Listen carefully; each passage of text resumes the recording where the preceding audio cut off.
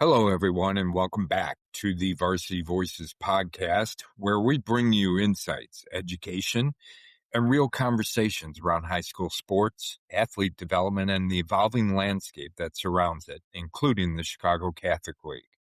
If you're a student athlete, a parent, or a coach trying to make sense of name, image, and likeness, this episode is one you'll want to hear. Today, we're revisiting a powerful conversation we had with Dr. Scott Grant, one of the most respected voices in NIL education and personal branding at the high school level.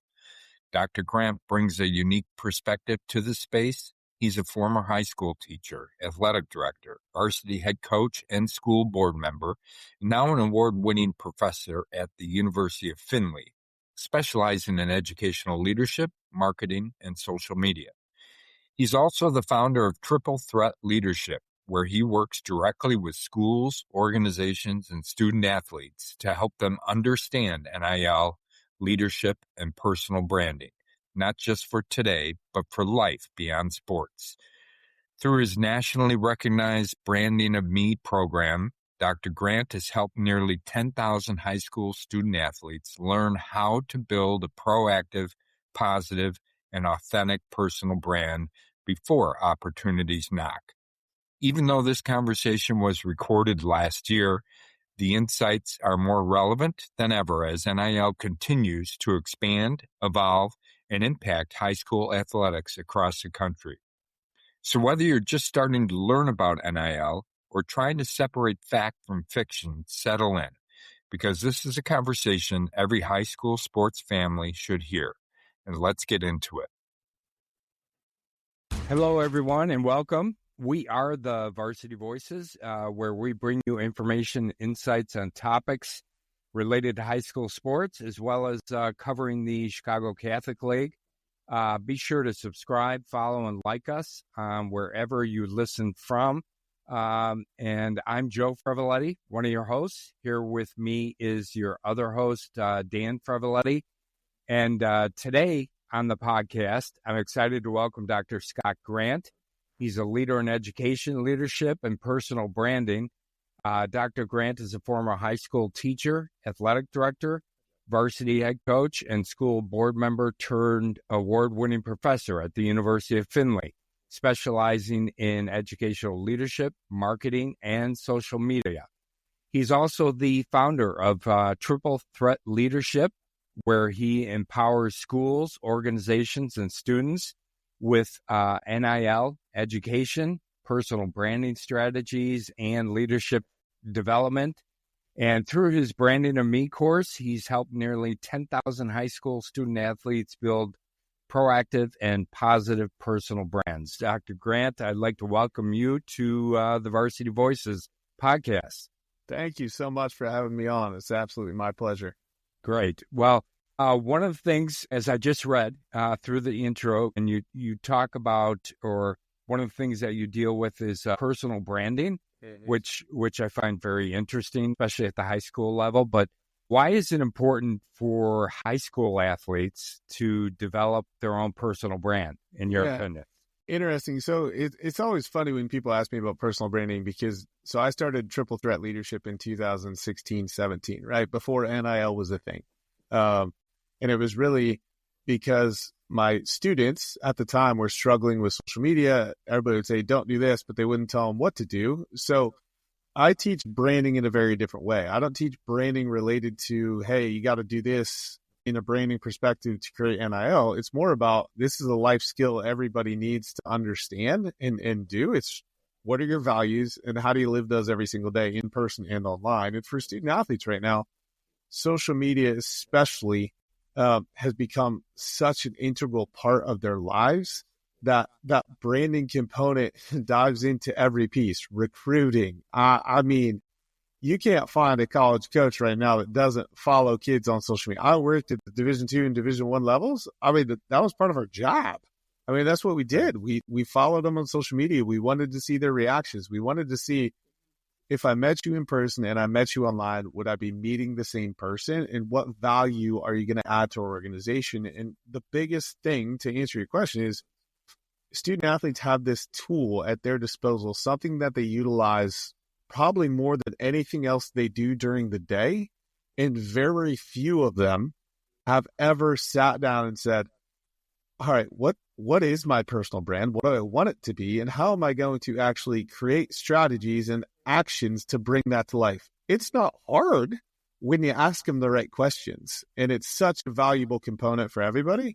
I've continued to push that forward for all students and student athletes. Yeah. And the benefit or the value from personal branding for student athletes at the high school level, obviously there's a lot of things out there that are somewhat tied back to their personal brand, especially in today's environment, right? And like you mentioned, recruiting, and recruiting leads to scholarships. One of the things we'll get into here a little bit is NIL, and your personal branding as far as that's concerned, and what your value is as an individual from a name and image and likeness standpoint. So is that really where the value kind of is for especially high school athletes? No, I mean, I think the value is more of helping kids understand what's important to them and how they're bringing that to life, right? Like, I honestly, everyone now who teaches about NIL teaches like, oh, you got to build an NIL-centric personal brand. Like, to me, that's honestly the incorrect way to teach it. The way in which you teach personal branding has nothing to do with NIL or athletics. It's more about, if athletics is an important part of you, then how are you ensuring that's coming out in your actions every single day? And like, what does the interaction with you as a student athlete look like, right? Like, if you're only posting your highlight clips all the time, like, I'm going to be like, this guy's full of himself, right? Like what's the story being read about you as an individual? And how are you bringing to life? It's like, what's my living resume? What's connecting to other people? Not just, hey, build this personal brand so you can have NIL opportunities. Now, do they potentially go hand in hand moving forward? Yeah, absolutely. If I'm a company considering a kid for a partnership, I don't want to go to their social media and think like, ooh, what's that kid doing? Right? Like, that's not value to my organization. So it starts without any of that additional conversation in my mind.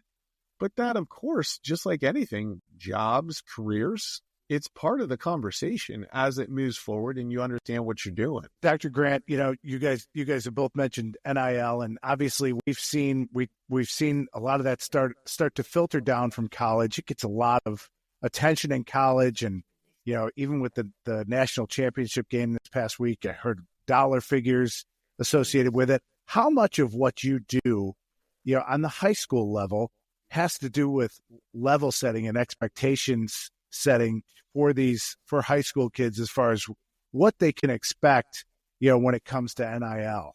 Yeah, so it's interesting because part of my uniqueness, I guess, is I only focus on high school NIL, right? I only focus on high school NIL. And as I tell everybody, college NIL and high school NIL are not the same thing in any way, shape, or form. And anybody who says anything differently, you don't understand it, right? Because college NIL is governed by technically a national association. In high school, it's ultimately name, image, and likeness activities are separate from a student athlete's athletic ability. Now, and performance. Now, we know they're tied, but technically the states govern that in a way that's very, very different.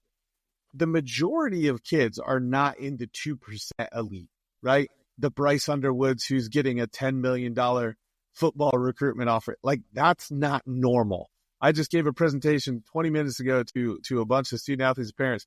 The median social, like, NIL activity is about $60 to $80, right? Like, and for most high school kids, it's like something that's free, right? Like, hey, promote my product and we'll give you a free t-shirt or a free thing of protein. It's not, we're going to pay you $100,000, right? And even if you are that kind of kid, you better have your back end processes and everything else ready to go because you're in a different category, right? So helping people realize the regulations are different, the way in which this works are different, and the whole process is different. So that's really where I try to help people understand. I'm a policy guy. I help them understand the high school policies, what it means, what are the questions you have to ask. And I work predominantly on the school and stakeholder side. I don't help student athletes monetize. That's not what I do, right? Because I'm an educator. I educate on what this all means and how to maintain safety and compliance moving forward in whatever path you choose to go. So you mentioned, and we've heard this before, the average NIL deal for a high school athlete is $65 to $80. And, I get that. I understand that. The other thing which I think plays into this is we've seen how this has evolved at the college level as far as the deals, the dollar amounts, those kinds of things. Do you see that same kind of evolution happening at the high school level at some point over the next several years? You know what? To be honest, I think the further that the college level gets to where it's going, let's face it, it's a train wreck, right? Anybody who doesn't say it's a train wreck, it's a train wreck. The further of a train wreck it continues to be, I think the further away it gets from high school NIL in any way, shape, or form. And honestly, the better for high school NIL, because I think a large majority of people don't like what's happening at the college space, and they're scared to death that it's going to happen at the high school space. The other thing people don't realize, which, the state associations govern their states individually, right? So we have 43 states that allow high school NIL in some way, shape, or form, and their policies are all different. So what's allowed in Illinois is different than what's allowed in Kentucky, than what's allowed in Georgia. It's not easy. It's not simple to understand.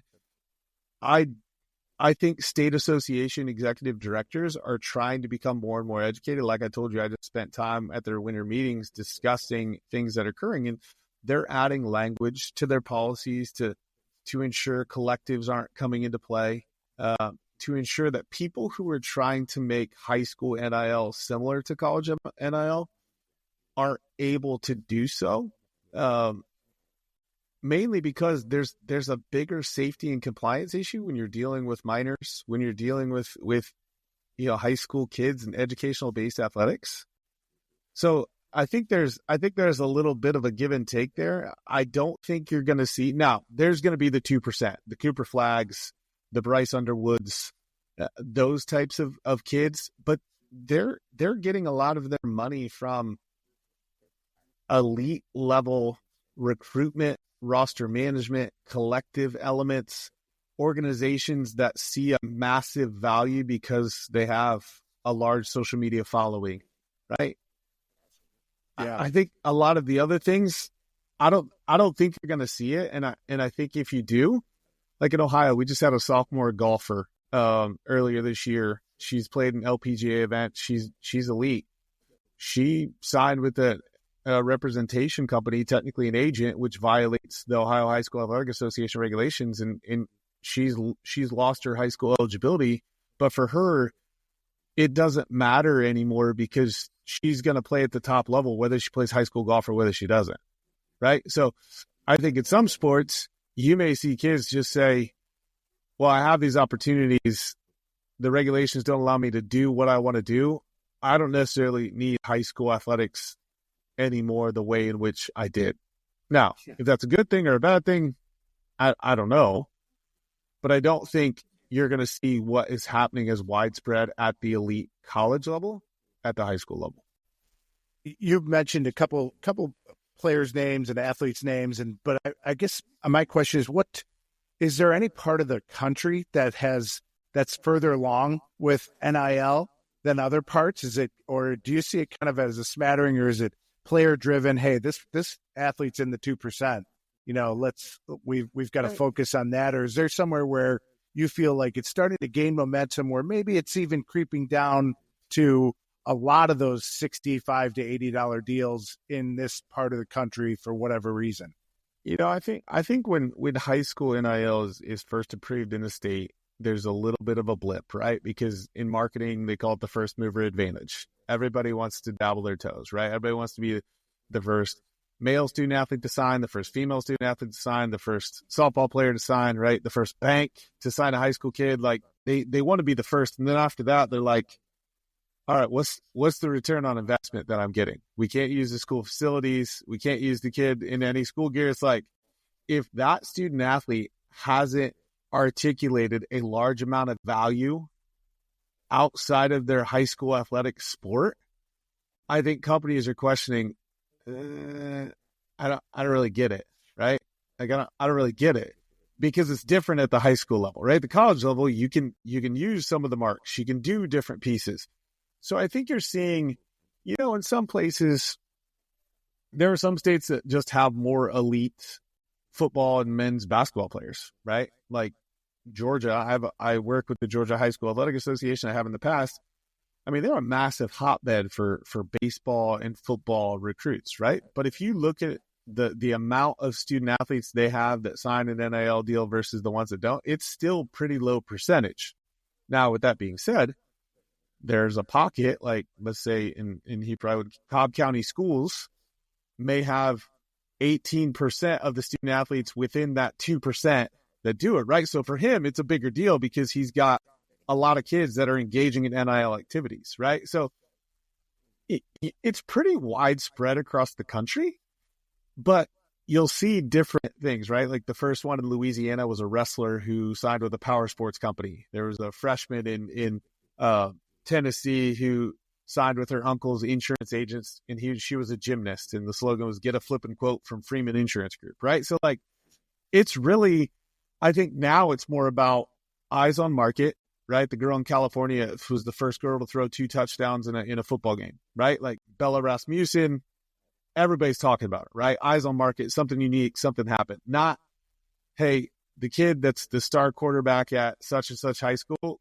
on week 3, he breaks his leg, and what additional value does he provide to an organization? I don't know, right? That's the clarity piece that I think a lot of people question, and a lot of organizations are like, I don't know if this is worth it. Right. And we've heard that a lot of the energy, especially at the high school level regarding NIL, is really kind of outside of the schools themselves, which makes sense, right? Yeah.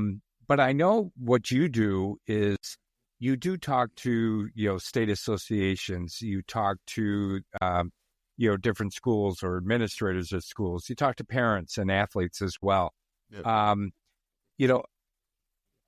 Does that mean that there's going to be a little bit more of, say, school or association involvement in this, or is it just more of an education aspect for them? Yeah, I think it's more of an education aspect. I don't think there's too many schools that want to touch it with a 10-foot pole, right? I think the majority of schools are scared to death, just like there are most regulations. They don't want to get in trouble. And I've spoken at, I would say, 30 state AD association conferences across the country. And the biggest concern is they don't know enough themselves, that they don't want to give bad information to a student athlete or a parent, and something would happen.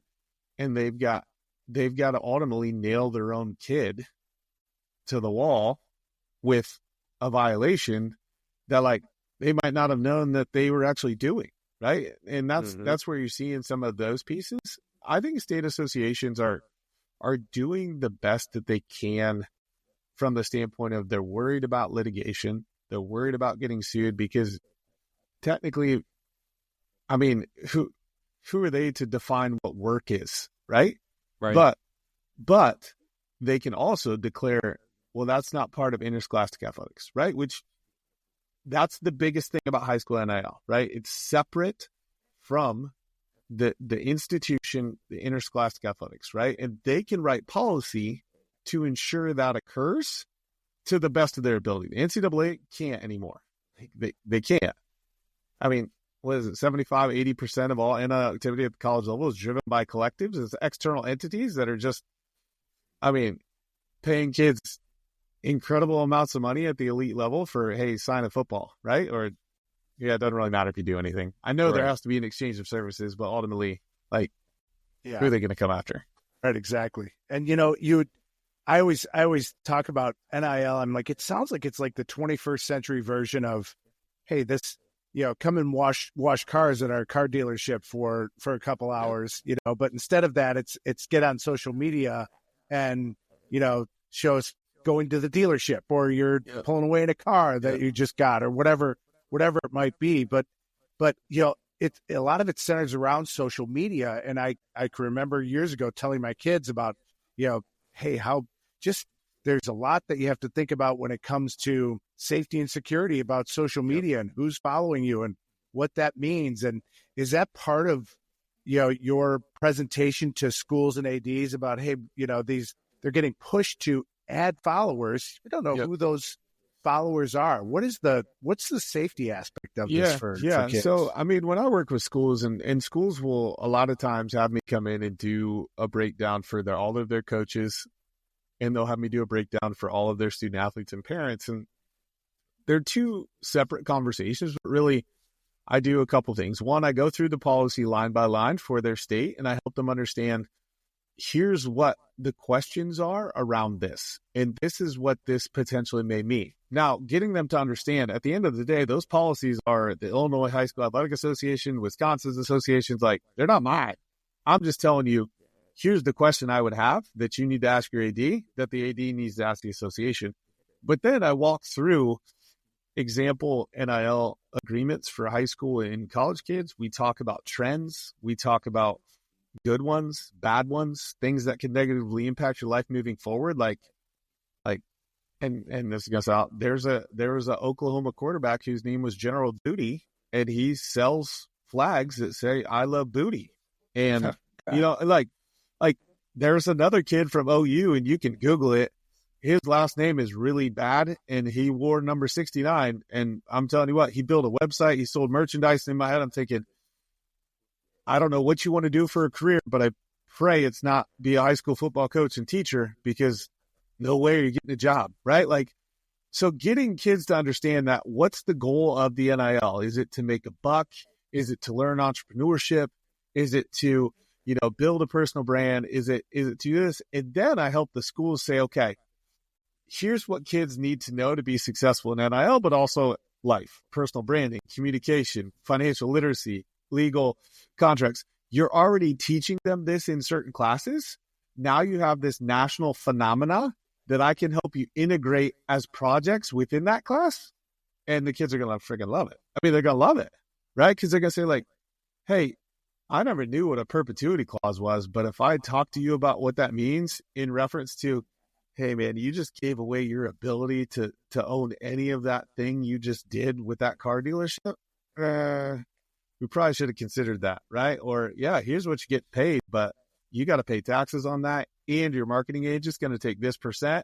And they're like, well, that doesn't help, right? But because there are those financial $30, yeah, yes, and those, and to be honest, man, like, kids are minors entering into legal contracts. The parents are involved, right? Are they claiming that money as dependents? It can potentially impact FAFSA and federal Pell Grants. Like, it's a deeper conversation than, oh, I got an NIL deal. Like, if that's all you want to say, just go ahead and say it. You know what I mean? Like, just get it over with. Yeah, well, we've looked at some of the policies, regulations, bylaws, whatever it might be, from some of the different state associations regarding NIL. They all seem to be different. They are. Is, from my perspective, that's going to be a problem, right? Going forward. And I know the colleges are struggling with that right now, and they're trying to get their arms wrapped around it. But I would hope that at the high school level, that maybe they would get that kind of structure from, at least from a regulatory standpoint or policy standpoint, in place. Well, right? And here's the tough part, right? So high school athletics is one of the last kind of frontiers where there is no national governing body, right? You have the NFHS, but what the NFHS does is regulations and rules for sports, right? They don't govern state associations saying, here are your policies, right? Now, they can support them in understanding that, but it's very specific to each state. And that gets really connected, right? In Ohio, we got 865 high schools. And to pass a referendum about NIL wording is different than in Massachusetts, where they can vote on it by the board of directors, right? Like, even the process and how things get changed in their bylaws is different. And then you start looking at things like Pennsylvania alumni can't enter into NIL agreements with student athletes at their former school, but in other cases there aren't, right? Like, they have a disclosure agreement, but they're all different. It gets tough because what everybody sees is what's happening at the college level, and they don't assume or they don't think like, oh, the high school probably has different, but then they just assume whatever regulations they see are across the board.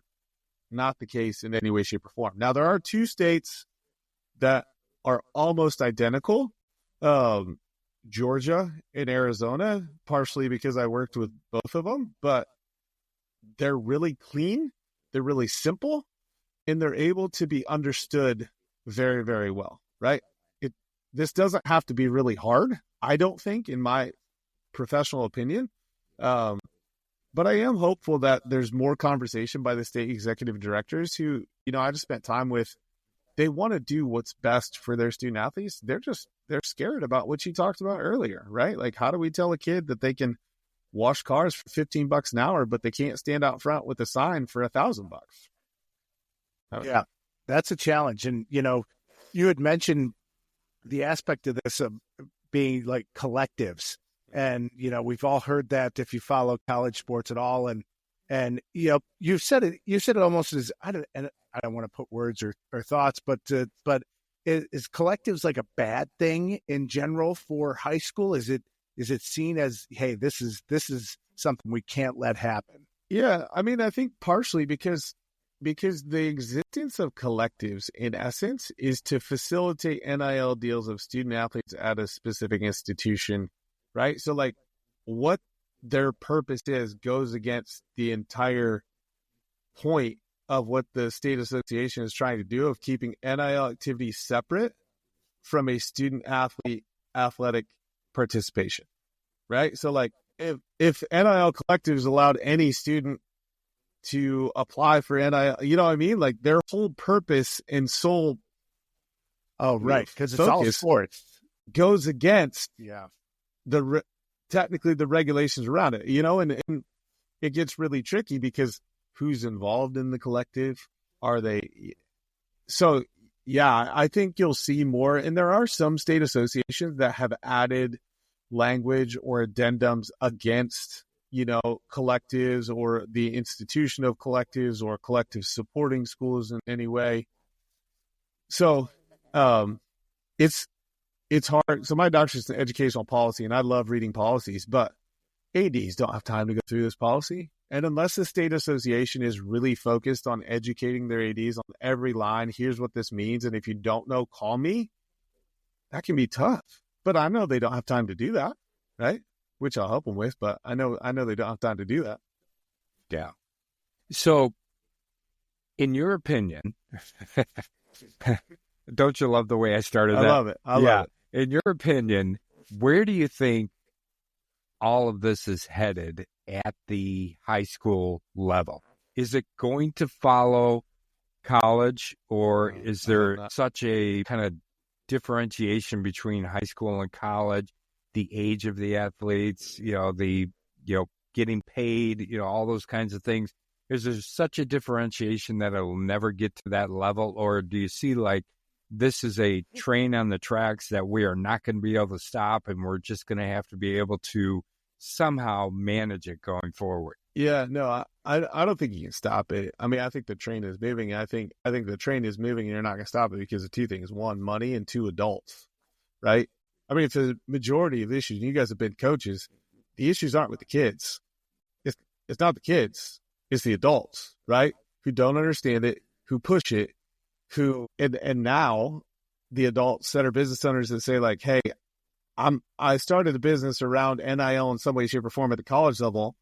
Well, I want to scale further. I need volume. Well, where's the biggest volume? High school student athletes, right? I mean, you'd be amazed at the businesses who contact me who will ask like, hey, Scott, help us figure out the high school NIL space. And they'll like, and I'm like, that's not what I do, but let me know what you guys are thinking. And it's like the most aghast idea ever. Like, let's create an app that tips a high school football player after a game because I asked them a question. Like, what? No, what are you doing? No, that's not what we do, right?